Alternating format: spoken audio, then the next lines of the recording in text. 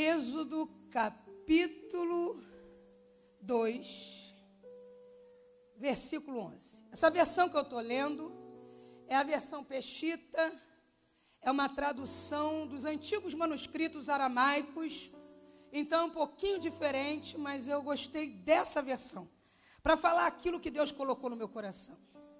Diz assim a palavra do Senhor: sucedeu naqueles dias, havendo crescido Moisés, foi ao encontro dos seus irmãos e atentou para o seu duro trabalho, e viu quando um egípcio o golpeava um hebreu, um de seus irmãos, dos filhos de Israel.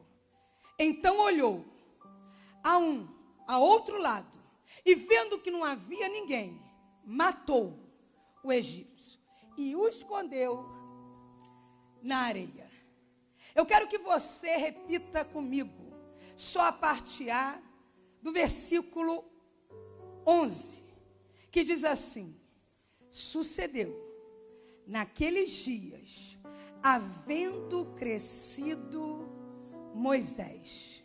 Sucedeu naqueles dias, havendo crescido Moisés. Amados, a palavra nessa versão é crescido. Na versão do hebraico, naqueles dias, sendo Moisés já homem. Na corrigida fiel, sendo Moisés homem. Na linguagem de hoje, homem feito.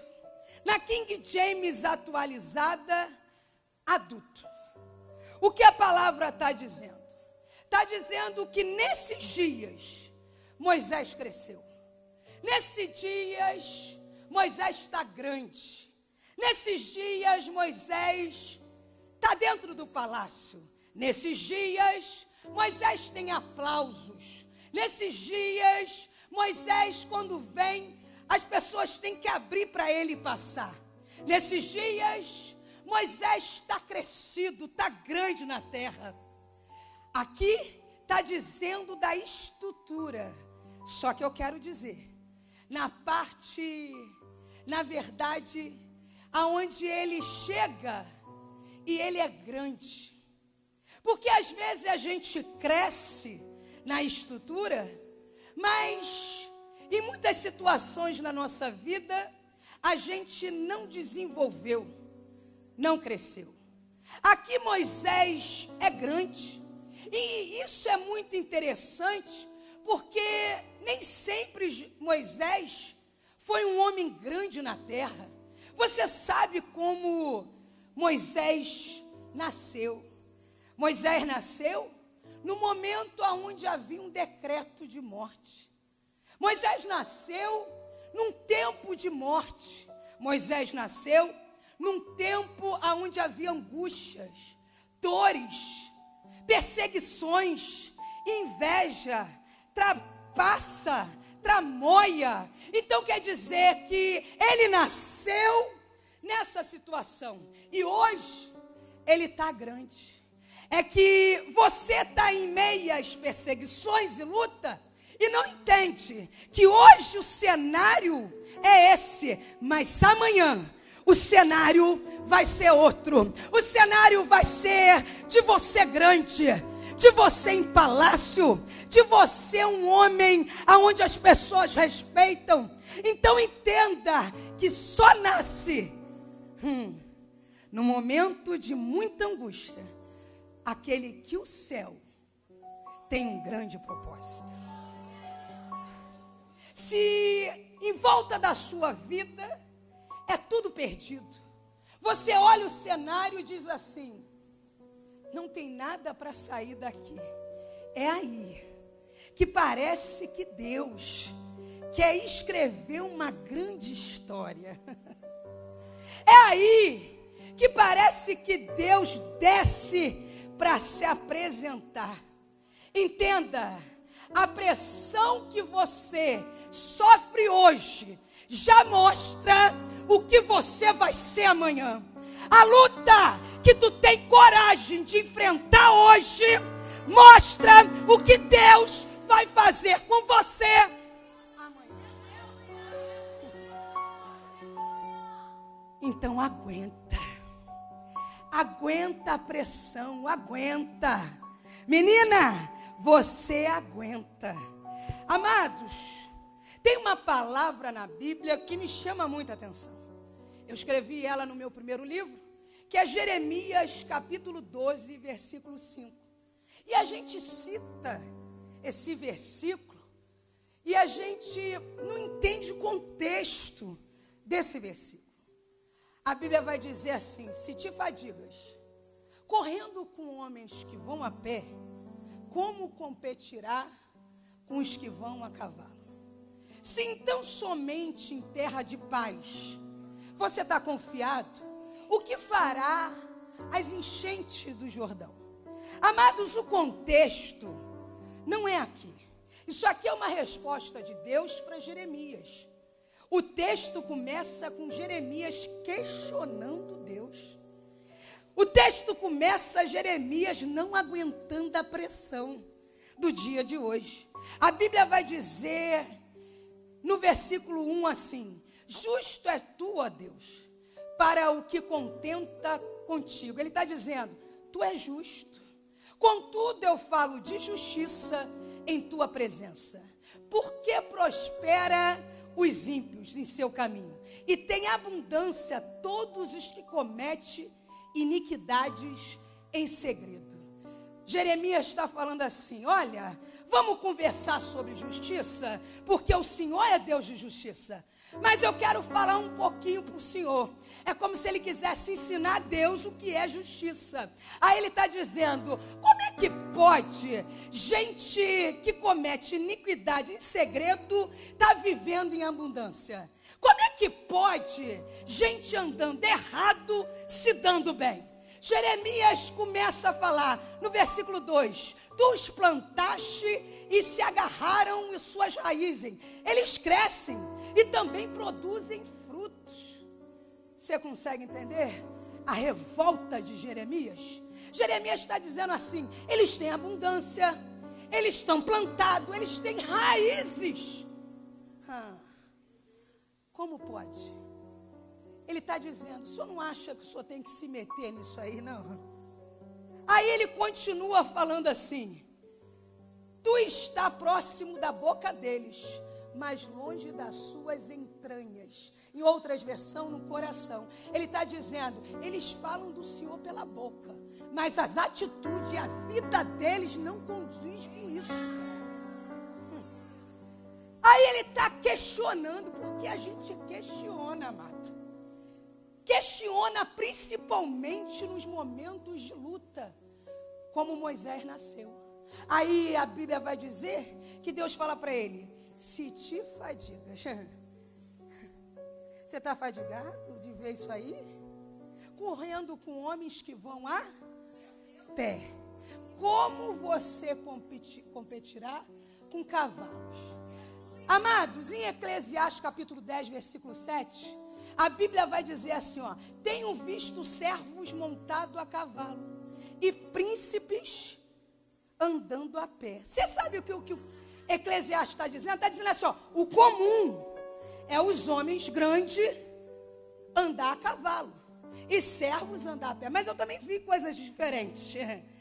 É o que Deus está falando para Jeremias. Jeremias, você está fadigado com esses profetas aí que estão batendo de frente com você. Eles são de igual para igual. Jeremias, tu está fadigado. Como é que eu vou te infiltrar entre os príncipes? Jeremias, tu está parando só porque está vendo os erros, as coisas erradas no meio dos pequenos. Ah, Jeremias, se você não aguenta, eu não posso te botar aonde eu quero te botar. Jeremias, se tu te fadigas correndo com homens que vão a pé, Jeremias, quando tu vê o que rola lá dentro,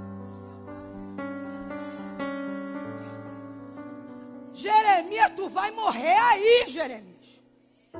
Tu tem que escolher. Você consegue entender? Deus está mandando você escolher. Ou você toma posição, Jeremias. Jeremias, se você não está aguentando, murmurando, reclamando, me questionando, eu não vou poder botar onde eu quero botar você, Jeremias. Amados, Moisés nasceu em meio a tanta luta. Olha a vida de Moisés. Flávio Joséfo vai dizer que os egípcios tinham inveja do povo hebreu porque eles produziam em trabalho. E ele diz que o povo hebreu é preguiçoso, que o povo egípcio é preguiçoso. Está com raiva porque o outro produz com trabalho. E eles estão acostumados a ter as coisas com facilidade. Então a ira começa entre os egípcios e os hebreus por causa da produção dos hebreus. Aí aparece, Flávio Joséfo diz, um dos profetas, conhecido como escriba dos santos, e ele diz assim: vai nascer um menino entre os hebreus, e esse menino vai ser grande, e esse menino vai humilhar o Egito. Esse menino vai humilhar o Egito e a sua reputação será imortal. Amados, falar isso para a gente passa desapercebido, mas para o povo egípcio, você lembra que a casa deles são feitas de tijolos, mas a tumba é pirâmide, é pedra, porque eles estão mais preocupados com a morte. É um povo que ficava preocupado com a morte, o que vai acontecer depois que eles morrerem. E muitas das vezes eles faziam aquelas tumbas e botavam a sua história desenhada em volta, para que o nome dele fosse aclamado. Porque os egípcios tinham um costume, eles achavam que após a morte, se não fosse falado o nome dele aqui na terra, ele não ganharia alimento lá na outra terra. Então eles achavam que se alguém não comentasse o nome de um que foi embora, eles não tinham alimento e iam morrer lá. Aí, muitas das vezes, quando se levanta um faraó que tem alguma advertência com o faraó antigo, eles iam lá. Além de matar o faraó antigo, ia na sua tumba e rabiscava, rasgando a tumba para não ter nome. Tem gente querendo rasgar o nosso nome. Tem gente querendo rabiscar o nosso nome. Mas a Bíblia vai dizer que nesse período se levanta um faraó que não conhecia a Ju, porque alguns historiadores e arqueólogos vai dizer que aquele tempo onde existia José, o faraó que se levantou foi muito detestável. Então eles foram lá e rabiscaram a história daquele faraó e o tempo. Então não é para se comentar nem o tempo, e aí vai se comentar a história de José. Você consegue entender? Que o cenário de rasgar o nome e de esquecimento, vem um Deus com uma caneta querendo escrever uma história. Aí a Bíblia vai mostrar que se levanta esse faraó. E quando ele se levanta e ouve essa profecia, ele manda um decreto de morte. E o decreto de morte agora é no tempo onde vai nascer Moisés. A Bíblia vai dizer que um homem da casa de Levi casa com uma mulher da casa de Levi. Amados, é Levi aqui e Levi ali. Aí a gente acha assim, é porque Deus queria uma genealogia onde viesse os levitas, puro. Vai lá, no que Jacó, antes de morrer, ele deu uma bênção para cada filho. em Gênesis capítulo 49, versículo 5, vai dizer que ele vai proferir uma bênção para Simeão e Levi, porque eles se levantaram para matar aquele povo. A bênção dele é: maldito és tu, tu não prosperarás, e tu serás dividido e esquecido em Israel.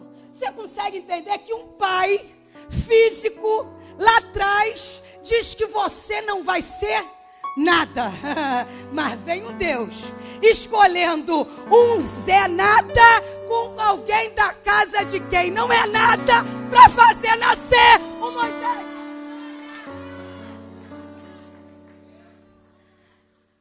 Deus faz. E aí a Bíblia vai dizer que nasce Moisés dessa linhagem que tinha tudo para ser maldito, dividido ou esquecido. Moisés nasce e você sabe como que foi o nascimento. Você imagina, tem um decreto. E o decreto é que toda criança, menino que nascesse, iria morrer. Você imagina Joquebede? Porque, amados, uma coisa é você dizer para você: eu não posso gerar. O pior é quando a boca em volta da gente diz: você não deve gerar. A boca era assim. Naquele tempo, todas as mulheres ouviam: você não deve gerar. Só que a Bíblia vai dizer que aquela mulher agora está gerando. Só que tem hora que a gente está gerando, amado. E você sabe que tem gente que esconde gravidez até 3. Ela está gerando dentro. Você consegue entender que tem hora que você está sentindo algo, mas a boca em volta é: você não pode, você não deve, mas está acontecendo. E todo mundo dizendo: você não pode, você não deve, mas algo dentro está acontecendo. E sabe qual é a tendência? É a gente esconder. Mas tem hora que não dá mais para esconder. Não dá mais para esconder a partir de alguns meses. Aí a barriga começa a aparecer. Você queria até esconder, mas começa a aparecer. Mas a boca ainda é: você não deve. Só que enquanto está dentro, a gente ainda está se sentindo mas a Bíblia vai dizer. A Bíblia vai dizer que a criança vai Você consegue entender que ela escondeu dentro? Porque agora nasce a criança e 3 meses Joquebede consegue esconder como? Pensa nisso. Ela não saía para trabalhar. Porque se ela saísse, iam ver que ela não tinha o quê? Barriga. Ou ela ia fingindo que estava grávida ainda. Mas você consegue entender que ela escondeu dentro? E de repente, quando saía para trabalhar, dizia: ela está passando muito mal. Deve ser o período final, porque ela escondeu tanto quando estava dentro, eles não sabem o tempo que agora já está do lado de... Tem gente que se imaginar que já nasceu.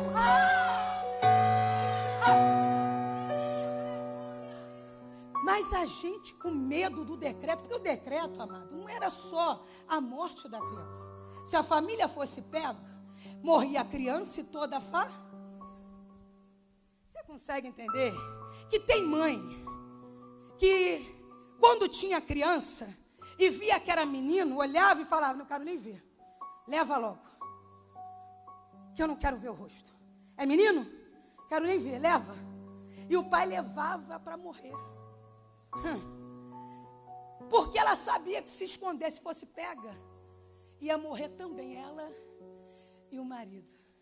Tem gente que está entregando o que está gerando porque tem medo.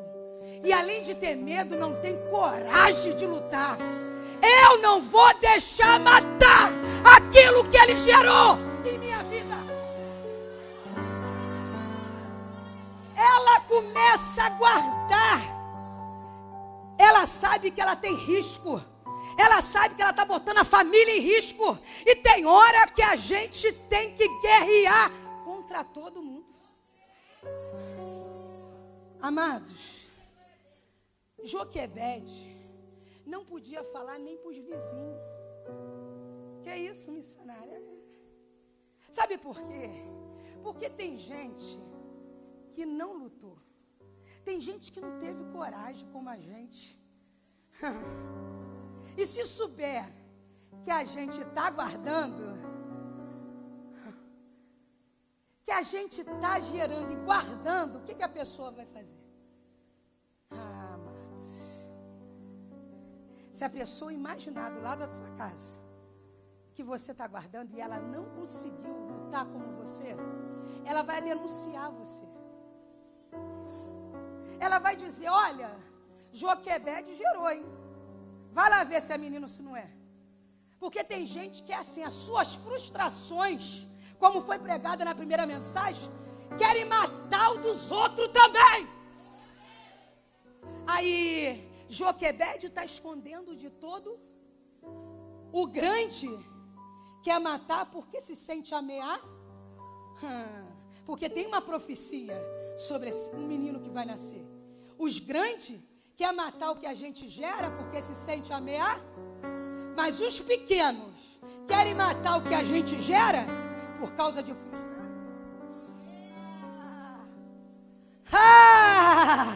Gente grande mata por ameaça. E gente pequena mata porque é frustrado, porque não gerou.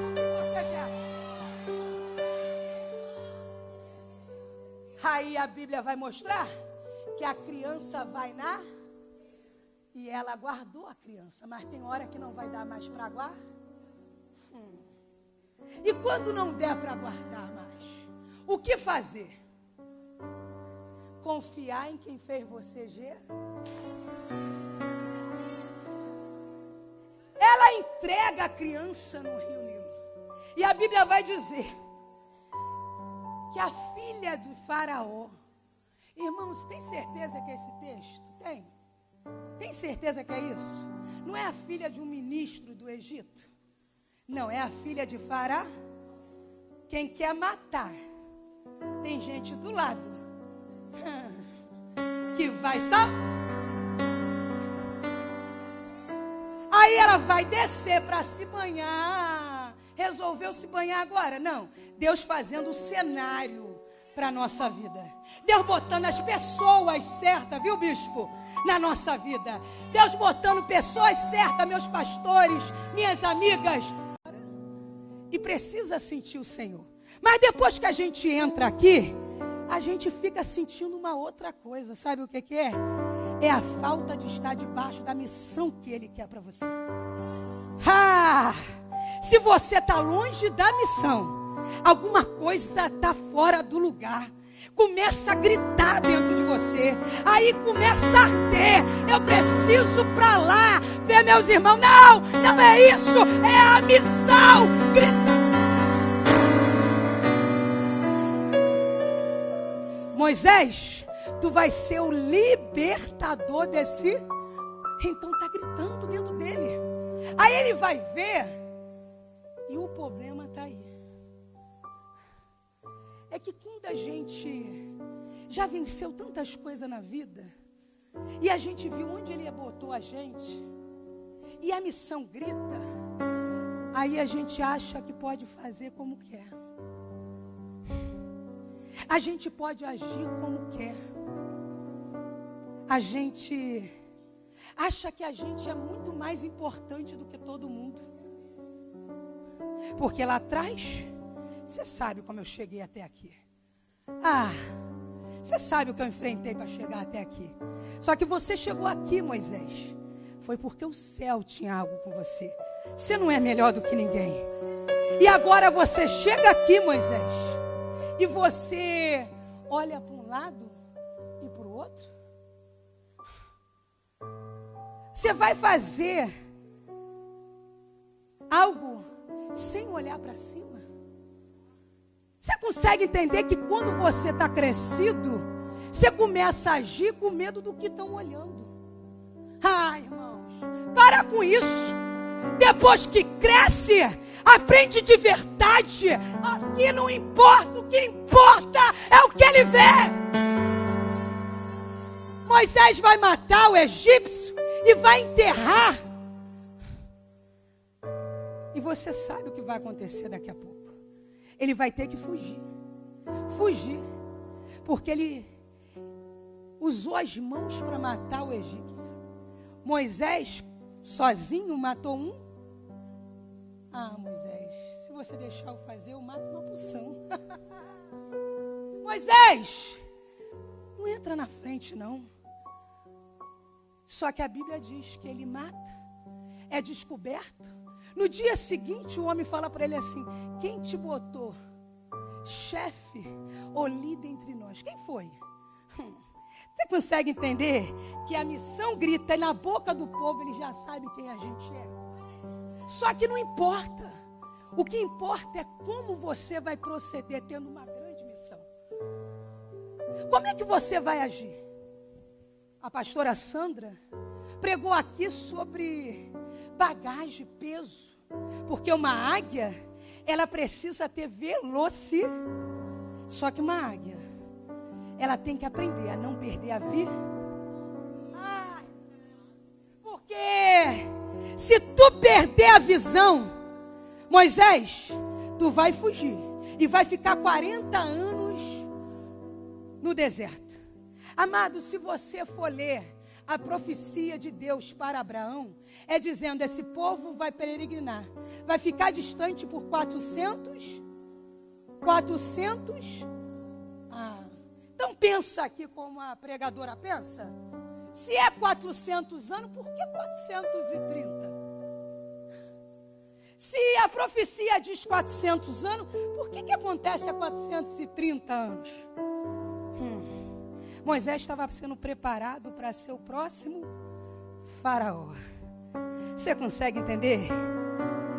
Que de repente, quando ele entrasse no poder, ele ia ter a possibilidade de libertar o povo. Você consegue entender que você pode tirar um deserto da tua vida se tu não perder a visão? Você consegue entender que você pode ficar esquecido por 40 anos porque tu perdeu a visão? Moisés,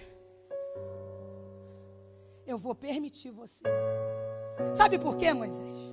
Porque até agora você só tem uma sabedoria. A sabedoria inferior. A sabedoria da terra. A sabedoria que é dada por diploma. A sabedoria que é dada pelos conhecimentos dentro do Egito. A sabedoria que você adquiriu da forma terrena. Mas eu vou trabalhar em você uma sabedoria celestial. E tem hora que Deus permite coisas atrasar na nossa vida, porque a gente não está preparado para assumir a missão que Ele tem para a gente. Se coloque de pé nessa noite.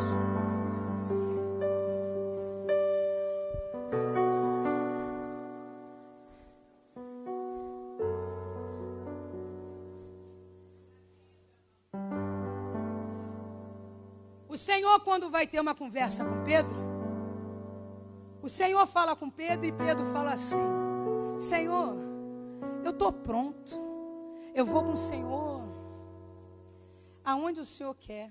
Aí o Senhor: Pedro, se eu não rogasse por você, Pedro, tu se perdia. Você consegue entender que toda vez que a gente acha que está pronto, queira nunca estar pronto, e dizer para ele assim: Pai, eu não estou pronto, mas eu não tenho medo porque o Senhor está comigo. Pai, eu não tenho capacidade, mas se o Senhor for comigo eu tenho coragem.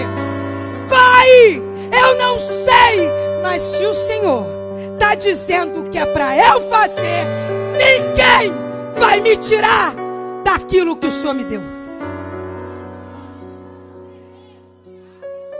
A primeira foi deixando as bagagens. E nessa agora, a oração vai ser para você não perder a vida. Amados, a águia vê a distância, né? Mas o interessante é que ela enxerga o pequeno. Quando tu parar de enxergar o pequeno,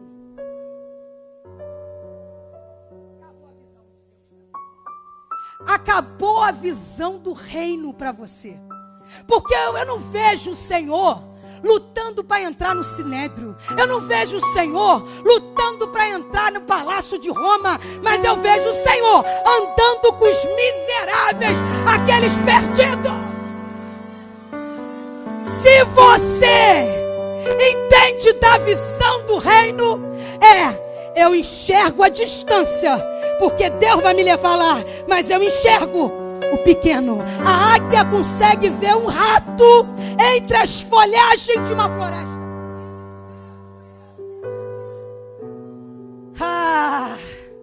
Águia, Deus quer te fazer voar, mas não adianta voar sem ter vir.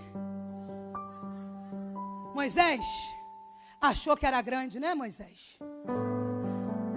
Vai para o deserto. Vai conviver com 7 mulheres dentro de uma casa. Vai ter que aprender a ser crente. Aguentar uma, hein, Nelson? Imagina 7. Você consegue entender que na verdade o Senhor estava trabalhando a sabedoria no escondido com Moisés? Você não está atrasada. É o Senhor melhorando você. Você não está atrasado em relação a ninguém.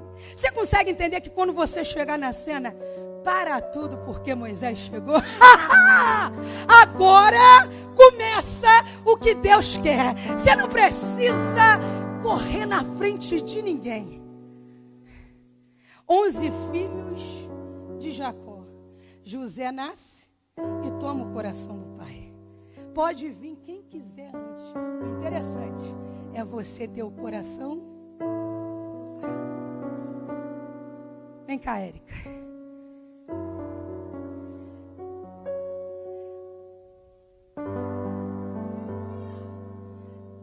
Amados, a Érica vai estar louvando.